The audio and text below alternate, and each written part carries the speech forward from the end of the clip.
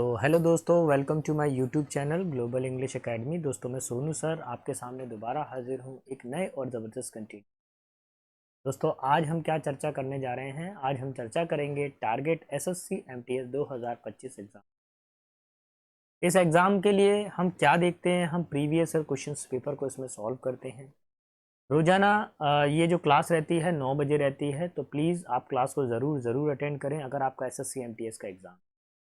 अभी तक ये 20 डेज से क्लास रेगुलर चल रही है और थोड़ा एग्ज़ाम डेट देखिए 15/10/2024 है। शिफ्ट नंबर सेकंड रहने वाली है। चलिए बिना समय गवाए हम अपने वीडियो को शुरू करते हैं। ये रहा क्वेश्चन नंबर। तो फर्स्ट क्वेश्चन में आपसे पूछा गया है ग्रामेटिकली एरर बताइए सेंटेंस के अंदर। I have lived with my parents in Mumbai in a residential flat year 2 years, है ना। मैं 2 वर्षों से मुंबई में एक रेजिडेंशियल फ्लैट में रह रहा हूँ। तो यहाँ पे बहुत ध्यान से देखिएगा, यहाँ पर यट आ गया है। यट का यूज़ गलत दिया गया है यहाँ पर। जब भी कभी टाइमिंग की बात आ जाए, जैसे 2 year 4 years आ जाए, तो हमेशा हमेशा किसका यूज़ किया जाता है? फॉर का यूज़ किया जाता है, क्योंकि परफेक्ट टेंस के अंदर हम लोग सिंस या फॉर का यूज़ करते हैं टाइम को शो करने के लिए। तो our answer is option number 1। Second को हम चेक करेंगे। सेकंड में हमसे पूछा गया है इनकरेक्ट स्पेलिंग बतानी है। The chef's delicious recipes are a favourite among the restaurant patrons. तो शेफ की जो डिलीशियस रेसिपी थी वो रेस्टोरेंट के अंदर बहुत ज़्यादा फेमस थी, जो रेगुलर उनके ग्राहक थे उनके बीच में। तो शेफ्स की स्पेलिंग यहाँ पर अगर देखें, आई थिंक शेफ की स्पेलिंग ओके है यहाँ, डिलीशियस की भी ठीक है और रेस्टोरेंट की भी। स्पेलिंग कौन सी गलत है यहाँ पर? रेसिपीज़ की स्पेलिंग गलत है। यहाँ पे ये जो आई दिया हुआ है ये अननेसेसरी दिया हुआ, ये आई नहीं आना चाहिए था। ठीक है, तो अब हमारा आंसर क्या लगेगा? Option number 3 correct. गलत वाली स्पेलिंग यही थी ढूंढनी होती है हमको। क्वेश्चन नंबर आ जाते हैं थर्ड पर। थर्ड में क्या दिया हुआ है? We had always wanted to work for himself. वह हमेशा स्वयं के लिए काम करता करता था। तो यहाँ पर करना चाहता था, तो यहाँ पर ही है और हिमसेल्फ है। ठीक है, सो लास्ट ईयर, इसलिए ही dash his job at bank and is now running tool business. इसलिए उसने अपनी जॉब को क्या कर दिया? छोड़ दिया और क्या किया? एक टूल बिजनेस स्टार्ट कर दिया। तो यहाँ पे जो वर्ड आया है क्लेफ्ट, क्लेफ्ट का मतलब होता है किसी चीज़ को स्प्लिट कर देना, तोड़ देना। तो क्या उसने जॉब को तोड़ दिया? हेल्टेड, हेल्टेड का मतलब होता है स्टॉप समथिंग। तो कोई ट्रेन चल रही है और उसको क्या कर दिया है? हेल्ट मोशन में कर दिया, यानी ट्रेन रुक गई है। लेफ्ट का मतलब होता है जॉब को त्याग देना, तो यही ज़्यादा सही आंसर रहने वाला है, ऑप्शन नंबर। ब्रीफ, ब्रीफ का मतलब होता है किसी चीज़ से वंचित हो जाना, तो डिप्राइव ऑफ, वंचित हो जाना। ऑप्शन नंबर 3 हमारा फाइनल। क्वेश्चन नंबर 4 पर आता हूँ। सिनोनिम्स आपको बताना है बेटा। सिनोनिम्स में ध्यान रखिएगा। क्या बोला गया है? I graciously welcomed my boss at my birthday party. ठीक है, मैंने अपने बर्थडे पार्टी पर बहुत ही मन से या बहुत अच्छे तरीके से अपने बॉस का वेलकम किया। तो करेजियसली का मतलब क्या होता है? साहसपूर्वक कोई काम क्या किया है, काफ़ी ब्रेवली किया है। नाइसली का मतलब होता है कोई काम बहुत ही ज़्यादा मैनर में किया गया है, बहुत ही मैनरली किया गया है। क्लेवरली का मतलब क्या होता है? कोई ज़्यादा तेज हो, कनिंग हो, वाइज हो। ब्रेवली का मतलब बोल्ड या हीरोइक, चिवल्रस। तो ग्रेशियसली का मतलब क्या किया? काम बहुत ही आकर्षक रूप से किया है, option number. Let's see question number 5। 5 में भी आपको सिनोनिम बताना है। My fraud company, many fraud company deceive innocent customers and earn millions of dollars. कई सारी फ्रॉड कंपनी हैं जो इनोसेंट कस्टमर को क्या करती हैं? छल करती हैं और कई सारे मिलियन डॉलर्स उनसे ले लेती हैं। तो सिनोनिम बताना है। हैम्पर का मतलब होता है किसी चीज़ में रुकावट बनना, ऑब्स्ट्रक्ट कर देना, किसी चीज़ को बैरियर क्रिएट करना। रिजॉल्व का मतलब तो सिंपल सी बात है कि भाई सॉल्व करना किसी। फैसिलेट का मतलब क्या होता है? किसी काम को आसान कर देना, मेक ईजियर। ठीक है, सुविधाजनक बना देना।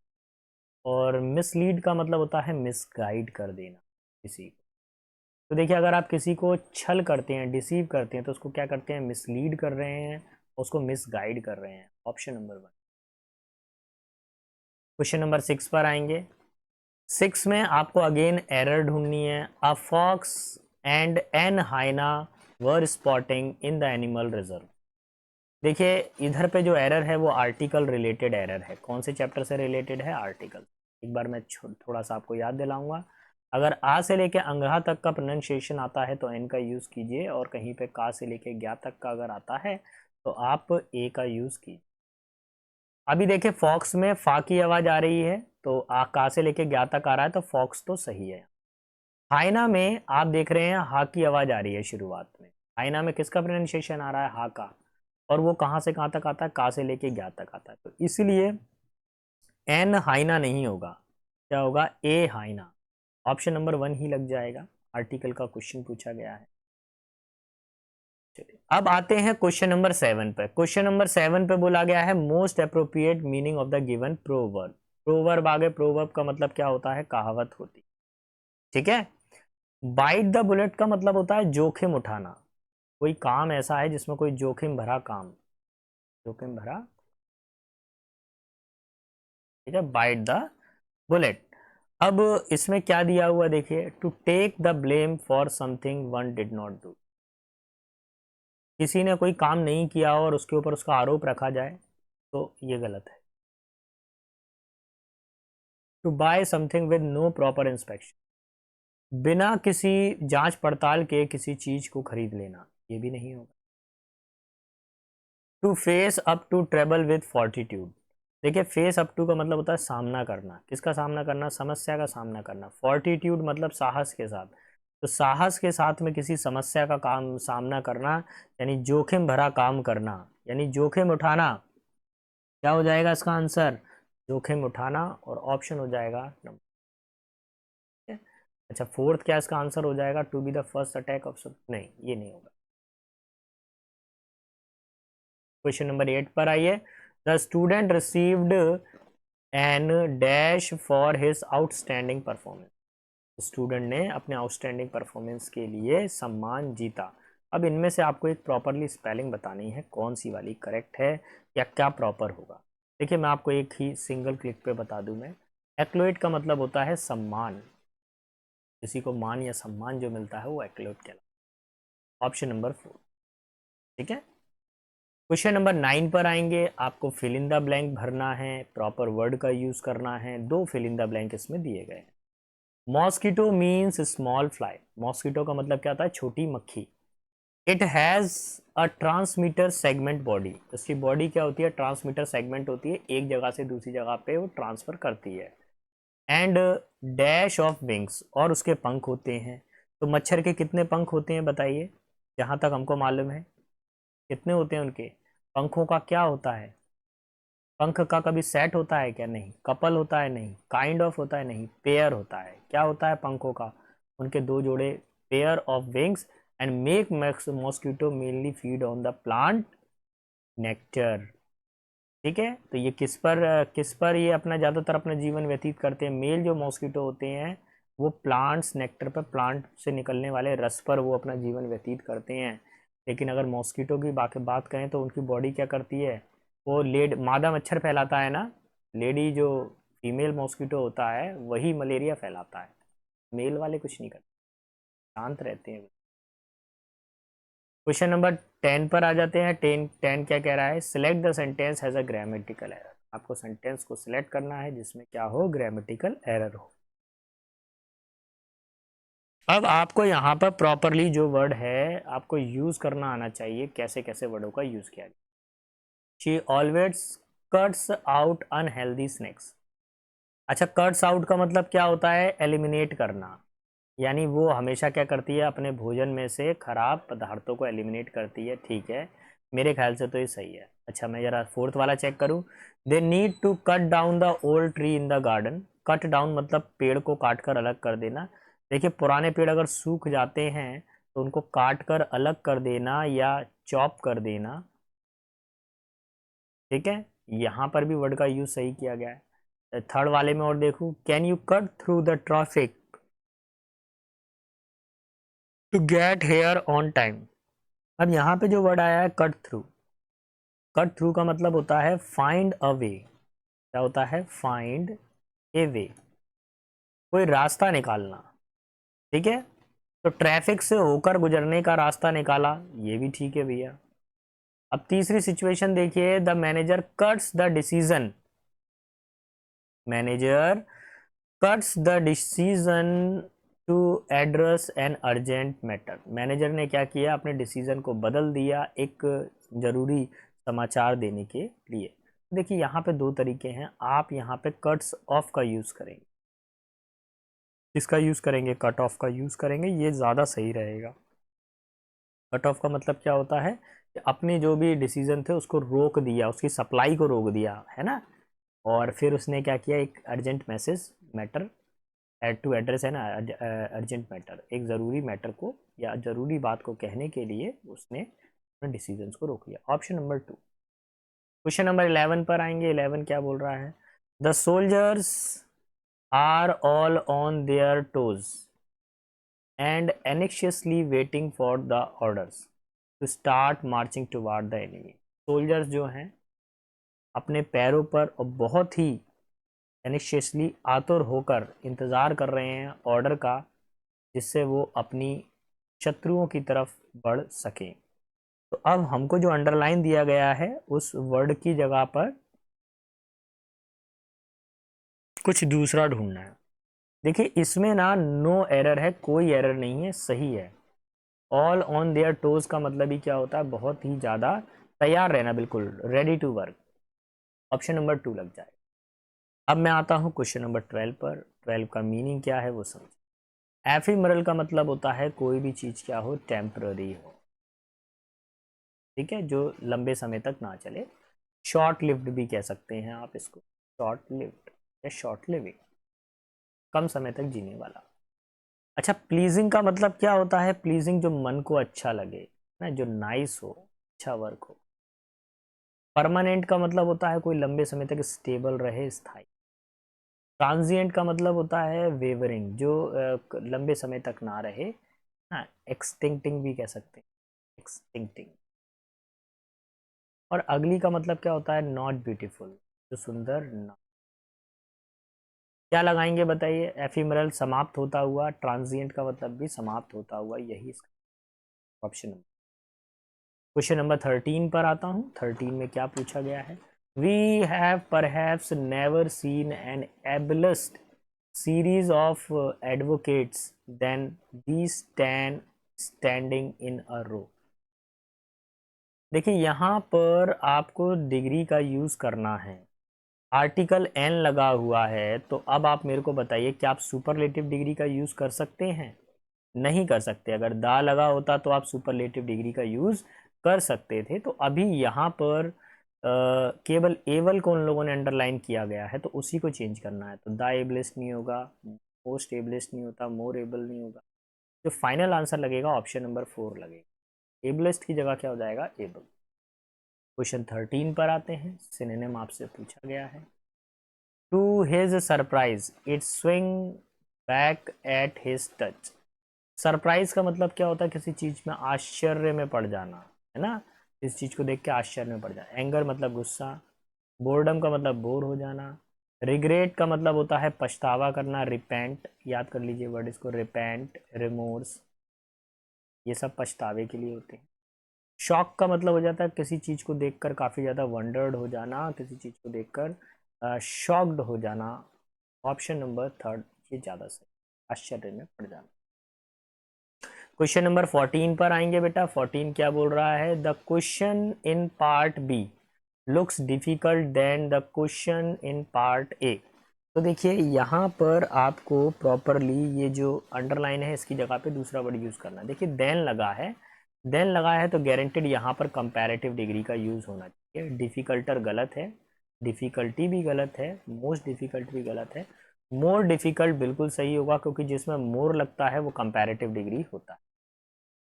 क्वेश्चन नंबर 16 पर आइए। अगेन एक और क्वेश्चन डिग्री का, बिलीव कीजिए मैं पहले भी मैंने बताया था इसमें बार बार डिग्री के क्वेश्चंस आ रहे हैं, और आप तैयार रहिए इस तरह के क्वेश्चंस के लिए। ये कितने डिग्री के क्वेश्चंस इन लोगों ने पूछे हैं उसके लिए आप तैयार रहिए। देखिए, work in his office is done in the dash way, उसके ऑफिस में जो काम किया जाता है बहुत ही अच्छे तरीके से किया जाता है।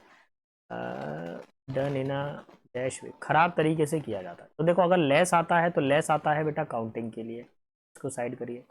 लेसर नहीं होगा क्योंकि ये दोनों के दोनों कंपैरेटिव डिग्री हैं। दा के बाद में कौन सी डिग्री आती है? सुपरलेटिव डिग्री आती है। तो ये लिटिल भी नहीं आएगा, जो आएगा वो ऑप्शन नंबर 1 आएगा, लीस्ट एफिशिएंट। नेक्स्ट है हमारे पास में क्वेश्चन नंबर 17। 17 में क्या बताना है आपको? सिनोनिम बताना है। सिनोनिम है फुटाइल। अब फुटाइल का मतलब क्या होता है? कोई चीज क्या हो जो उपयोग में ना हो, जो क्या हो, बेकार हो, है ना, खराब, अपने यूजलेस नहीं, जो बिल्कुल यूज में ना हो, तो क्या बोलेंगे इसको? यूजलेस। ठीक है, यही हमारा आंसर लगेगा। विशियस का मतलब होता है कोई व्यक्ति काफ़ी ज़्यादा क्रूल हो।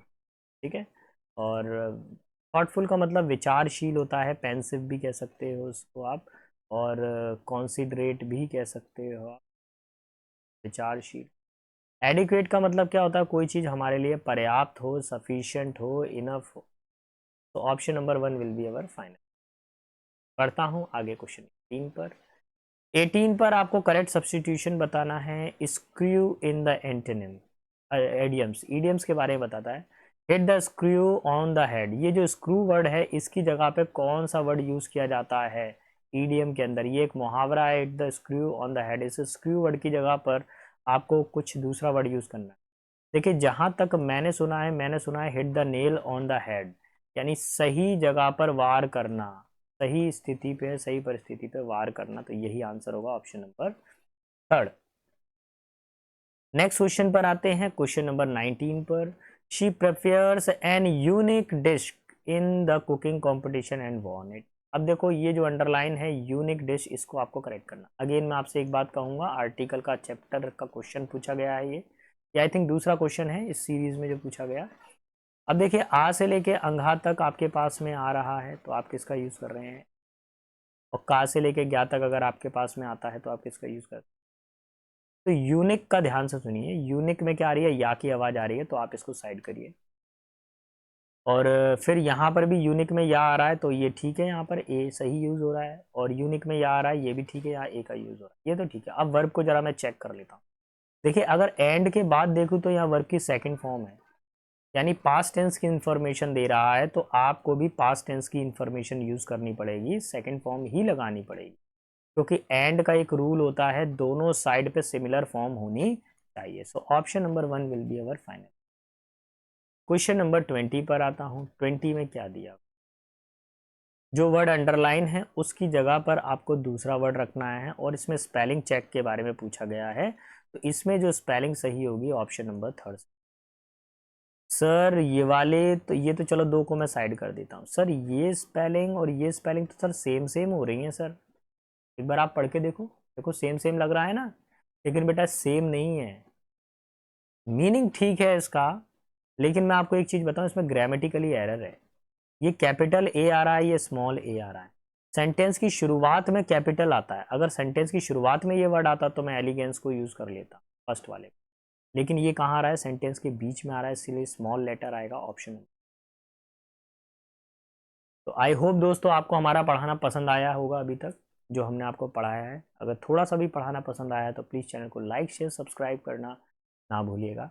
मैं आपको एक चीज़ और याद दिलाऊं, आज जो सेट नंबर 20 हमने कंप्लीट किया है कर लेंगे, और कल हम आपके लिए 21 सेट लेकर आएंगे। रोजाना रात को 9 बजे हमारी क्लास यूट्यूब पे रहती है, प्लीज़ क्लास चैनल को देखें, चैनल को लाइक शेयर सब्सक्राइब भी करना। बाकी जो हमारे ऑफलाइन वाले भाई हैं, हमारे ऑफलाइन वाले बच्चे हैं, जिन्होंने इस साल हमारी क्लास से स्टेनो का एग्ज़ाम निकाला है, उन सभी बच्चों को ढेरों शुभकामनाएं। अब वो सेकंड फेज़ के लिए तैयार हो जाइए। मैं आपको बता दूं, मेरी ऑफलाइन एसएससी स्टेनो की क्लास भी चलती है। तो ऑफलाइन जो बच्चे ग्वालियर में हैं मेरे आसपास में, उन सभी बच्चों को बता दूं, कल 1 दिसंबर से मेरे यहाँ पर एसएससी स्टेनो का स्किल टेस्ट वाला हिंदी शॉर्ट हैंड राइटिंग वाला बैच जो है 0 लेवल से स्टार्ट कर रहा हूँ मैं। तो जो बच्चे नए हैं उनको मैं अलग से जोड़ूंगा, और जो बच्चे पुराने हैं मेरे, उनके लिए अलग रहेगा। तो दोनों के लिए अलग अलग टाइम रहेगा। फिलहाल कल तो सारे बच्चे 10 बजे ही आ जाएं, उसके बाद है फिर 1-2 दिन में मैं टाइम डिसाइड कर। तो चलिए तो शुरू करते हैं। Are you familiar with the movie Jurassic Park? क्या आप जोरासिक पार्क मूवी से फैमिलियर है? क्या आप जानते हैं? Do you recall the enormous dinosaur? क्या आपको बड़े विशालकाय डायनासोर्स की याद आई? Do you know? क्या आप जानते हैं there is still a mammal that is as big and amazing them? क्या आपको पता है कि अभी भी एक स्तनधारी जीव धरती पर है जो उतना ही विशाल है और उतना ही आकर्षक है जितना कि डायनासोर थे? Blue whale are the world largest living things. Blue whale क्या है? दुनिया की सबसे विशालकाय जीवित प्राणियों में से एक है। And dash vast ocean expenses. और ये क्या कर कहाँ पे रहती है? ये डिपार्ट का मतलब तो ट्रेन का जाना होता है। एम्प्लॉय का मतलब काम में लगे रहना। एंगेज का मतलब बिजी रहना। इनहैबिट कहाँ के निवासी हैं ये बड़े सागर के निवासी हैं। The adult is more than 100 feet long. बोला गया है जो युवा हैं वो 100 फीट से ज़्यादा जो युवा जो होते हैं, यानी जो एडल्ट ब्लू व्हेल है वो 100 फीट तक से ज़्यादा लंबी हो सकती है। 100 फीट का मतलब समझ रहे हो? एक घर की जो हाइट होती है वो 10 फीट होती है। ऊंचाई कितनी होती है? 10 फीट होती है, 12 फीट होती है। अगर 10 फीट किसी एक घर की ऊंचाई है तो ऐसे 10 मंजिल जितना, 10 मंजिल, 10 मंजिल जितना इनकी हाइट हो सकती है। And dash more than 190 metric ton. और टन का मतलब क्या होता है? वजन। और उनका 190 मेट्रिक टन से ज़्यादा वजन हो सकता है। तो काउंट्स तो आएगा नहीं, लिफ्ट्स भी नहीं आएगा, लोड्स भी नहीं आएगा, क्या आएगा? Weight option. According to scientist, scientist के अनुसार a blue whale's heart weight as much as car. Scientist के अनुसार जो है ब्लू वेल के हार्ट का जो वजन है कार के वजन के जितना होगा। देखिए एक मोटरसाइकिल हम खरीदते हैं, एक बाइक खरीदते हैं, तो बाइक का ही वेट जो होता है 100 kg होता है बाइक का। कोई और हैवी बाइक खरीदोगे तो हो सकता है उसका 200 kg वेट हो। और मेरा मानना है कि एक कार का वेट समथिंग 500 kg तो होता ही होगा। मेरा एक आइडिया शायद हो सकता है कितने का हो, या इससे भी कम या ज़्यादा भी हो सकता है, मैं कंफर्म नहीं कह सकता हूँ, लेकिन मेरा एक अंदाजा है 500 kg होना चाहिए। तो उसका जो हार्ट का जो वेट है वो इतना ही है। While its tongue weight as much as elephant. और उसकी जो जुबान है, उसकी जो जीभ है, उसकी जुबान का जो वजन है वो कितना है? हाथी के जितना। दे ईट मीट। ये क्या करते हैं? मीट खाते हैं। But they do not have teeth. लेकिन इनके दांत नहीं होते हैं। मीट तो खाते हैं लेकिन दांत नहीं है। तो ये क्या करते हैं? दे गल्प एंड शैलो ह्यूज क्वांटिटी। वो क्या करते हैं? गल्प का मतलब होता है निगलना, डायरेक्ट निकल जाते हैं। Huge quantity of krills and shrimps for their diets. वो जितना भी जो भी भोजन होता है उसको एक बारी में वो निगल जाते हैं। अब निकलने के बाद में क्या करते हैं? There mouths have bristles that look like a com and remove the water while keeping their food. उनका जो जो उनका माउथ के अंदर क्या होते हैं, जैसे कंगा होता है ना, कंगे के अंदर दाने होते हैं, ऐसे करके बाल हम लोग निकालते हैं, तो जो कॉम्ब होता है ऐसे ही उनके गले के अंदर बहुत सारे कॉम्ब जैसे बने रहते हैं। वो क्या करते हैं? पानी को अंदर नहीं जाने देते, पानी को बाहर कर देते हैं। While keeping their food dash. और वो क्या करते हैं? उसके फूड को भोजन के अंदर, अब फूड को पेट के अंदर जाने देते। ब्रोकरेज का मतलब तो दलाल से संबंधित होता है, दलाली नहीं है। फेयर का मतलब अच्छा होता है। बीकन का मतलब होता है कहीं पर कोई साइन या सिग्नल करके बताना, या प्रकाश स्तंभ। इंटैक्ट, इंटैक्ट का मतलब होता है उसको वो अंदर की तरफ भोजन को ले जाते हैं। और फिर क्या बोला गया है इसमें? The male make sure that everyone, कुछ कुछ मैं भूल गया यहाँ पर। हाँ मैंने पूरा नहीं बता पाया। हाँ, whales are social animal. Whale क्या होते हैं? सोशल एनिमल होते हैं। दे लिव इन पॉड्स, वो ग्रुप में रहते हैं। तो वेल का जो ग्रुप होता है वो पॉड्स होता है। Which are made up of more female than male, जिसमें फीमेल ज़्यादा होती है, मेल कम होते हैं। They take care of their life, वो अपनी लाइफ की जो है देखभाल करते हैं। And another female take over and cares for the calf if one mother is unable to provide it with milk. देखिए जब बच्चे जन्म लेते हैं तो ये क्या है? मैमल है, स्तनधारी है। तो वेल मछली क्या करती है कि जब एक मेल, अगर मान लीजिए मदर अगर बीमार है, उसकी रियल मदर बीमार है, तो दूसरी मदर आकर उसकी हेल्प करेगी और बच्चे को दूध पिलाएगी। And their bond is very strong. उनका बॉन्ड क्या होता है? बहुत ज़्यादा स्ट्रांग होते हैं। And they cry when another whale dies, और वो रोते भी हैं जब एक व्हेल की मृत्यु हो जाती है। The male make sure that everyone in the pod get their fair share of the food, जो उसके अंदर पुरुष जो मेल होते हैं, जो पुरुष जो व्हेल होती हैं, वो इस बात का ध्यान रखती हैं कि ध्यान रखते हैं कि सभी को उचित मात्रा में भोजन मिले। विसल्स, सीटी बजाना। क्लॉक लाइक साउंड, घड़ी की जैसी आवाज़ आती है। And songs, frequently high pitch sounds are means by which the whale dash with one another. देखिए क्या होता है कि उनका कम्युनिकेशन करने का तरीका क्या होता है, सीटी बजाएंगे या घड़ी की जैसी आवाज़ करेंगे, टिक टिक टिक टिक टिक, और ऐसा लगेगा कि जैसे कोई गाना गा रहा है या बहुत ज़ोर से चिल्लाएंगे। तो इससे क्या करते हैं, वो कम्युनिकेशन करते हैं, हॉरिड नहीं करते। कैच मतलब पकड़ना नहीं होगा, मीट मतलब मिलना नहीं, कम्युनिकेट करते हैं with one another. It assist them, assist का मतलब क्या होता है, मदद करना। It assist them in locating one another, इसकी सहायता से क्या करते हैं, वो एक दूसरे को पहचान पाते हैं। Locating the position of the pod, pod की पोजीशन का पता कर पाते हैं, ग्रुप की पोजीशन का पता कर पाते हैं। सर्चिंग फॉर प्रे, प्रे का मतलब शिकार, शिकार की खोज करते हैं। एंड अट्रैक्टिंग मेट्स, और जो है अपने दूसरे साथियों को भी अट्रैक्ट करते हैं, जैसे मेल फीमेल को अट्रैक्ट कर रहा है, फीमेल मेल को अट्रैक्ट कर रहा है। Every pod has a distinctive song, हर जो ग्रुप होता है उसका एक खुद का एक अपना गाना होता है। That sets is apart from the other, जो उनको दूसरे लोगों से अलग रखता है। These songs can be heard for not only hours, ये जो सॉन्ग्स होते हैं ना केवल कई घंटों सुनाई देते हैं, बट आल्सो डेज, कई दिनों तक भी सुनाई देते हैं। And miles of the ocean, और दूर दूर तक सुनाई देते हैं। तो देखिए सागर में इस ओर से उस ओर तक, ऑल्दो तो नहीं आएगा, ऑल्दो का मतलब यद्यपि होता है। ऑफ, ऑफ का मतलब सप्लाई को बंद कर देना नहीं। बिसाइड मतलब के पास में नहीं। Across miles of the ocean, तो अक्रॉस आ जाए ऑप्शन में। तो दोस्तों आपको हमारा पढ़ाना पसंद आया होगा। Thanks for watching me.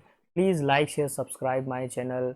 मैं सोनू सर मिलता हूँ आपसे नेक्स्ट वीडियो में कुछ इसी तरह के ज़बरदस्त और इसी तरह के इम्पॉर्टेंट कंसेप्ट के साथ में। तब तक के लिए सारे बच्चों को बेस्ट ऑफ लक। जय हिंद, जय भारत।